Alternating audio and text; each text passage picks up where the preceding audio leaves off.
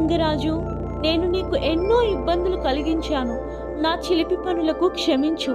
దయచేసి నన్ను ఈ గోతి నుండి కాపాడు.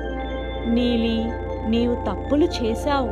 కానీ నిన్ను ఇలా ఆపదలో చూడలేను. నీవు నన్ను ఇబ్బంది పెట్టినా సహాయం చేయడం నా ధర్మం.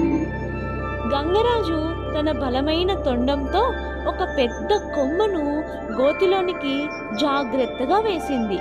నీలి ఆ కొమ్మను పట్టుకొని ఆ గోతి నుండి బయటకు వచ్చింది.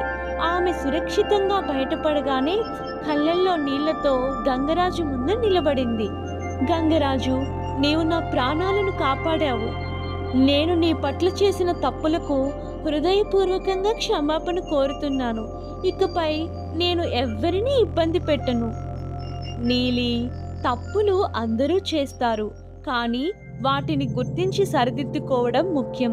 నీవు మారాలని అనుకుంటున్నావు, అది చాలు.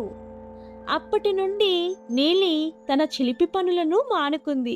గంగరాజు దయాగుణాన్ని చూసి ఆమె కూడా అడవిలోని జంతువులకు సహాయం చేయడం మొదలుపెట్టింది.